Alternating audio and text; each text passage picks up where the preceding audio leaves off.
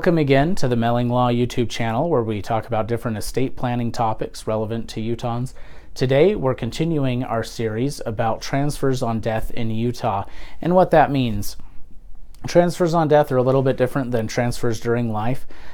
So today we're talking specifically about financial accounts, and this includes pretty much any kind of investment account or bank account, money market account, cash deposit, bonds, in any kind of financial instrument other than life insurance, because those are treated a little bit differently, and we'll cover that in another video.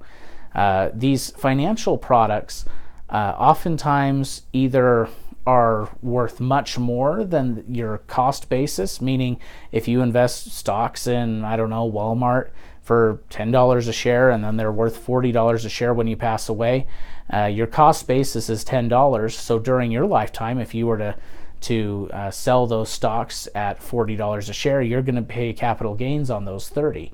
Whereas if you transfer so if you give those shares to somebody and they sell it, their cost basis is also 10, because you get the giver's basis when you give away property.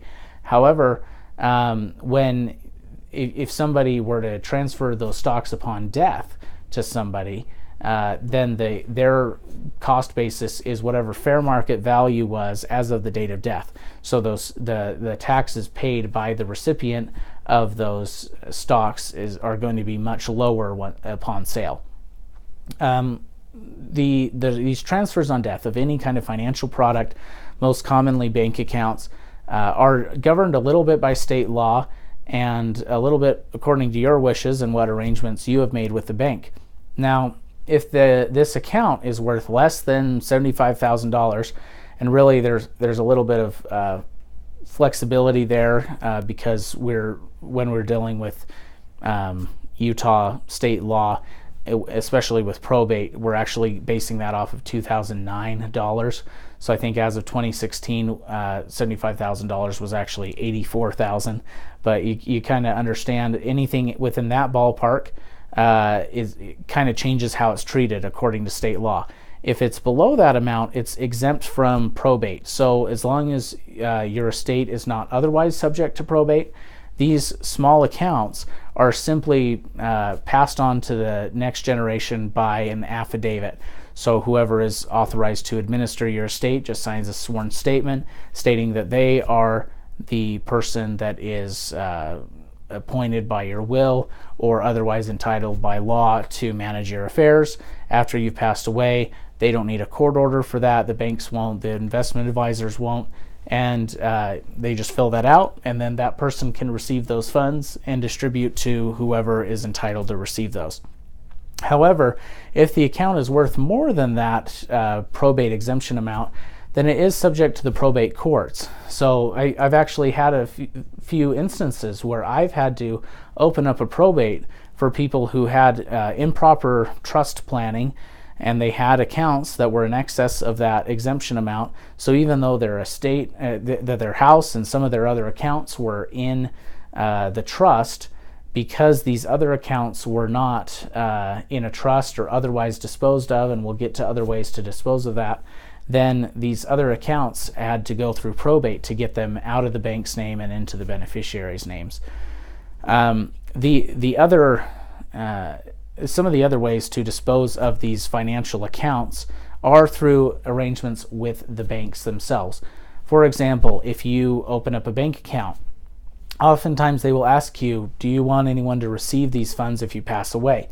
If you have a trust, generally the answer is going to be, yes, I want my trust to hold this, or you might even want the trust to be the owner of the account from the get-go. If you, however, do not have a trust, there are other ways that you can make sure that your loved ones receive those funds without having to go to court. One of them is a pay on death designation. So if any of your beneficiaries were to go to the bank, present a death certificate, then the bank can release those funds to the person who is the pay on death beneficiary of that account. And you can make it multiple people, oftentimes 4 or more, and just designate what percentage of the account is supposed to go to who. There are a few other ways to do that. Some people will make the mistake of putting adding someone else onto their account as a joint owner. And while that does make things simple for signing checks and everything else as someone ages, that account is subject to the creditors not only of yourself, but of the other joint owner of the account. So all of a sudden you have somebody who's got their life savings in this account, they have their child on there as a joint owner for convenience of signing checks, and then this child hits someone with their car or has a bad debt or a business fails, and all of a sudden this creditor can now access your funds. So you don't want to do that, which is why we have these other things that keep it in your control and then only pay on death upon death to the beneficiary, instead of having those assets vulnerable during your lifetime. So thanks for watching. It's kind of a lot of information, but if you have any of these types of financial accounts and they're worth more than that $75,000 amount, you really need to make sure they're planned for properly so that they don't end up in probate court. Thanks for watching, and feel free to reach out with any questions.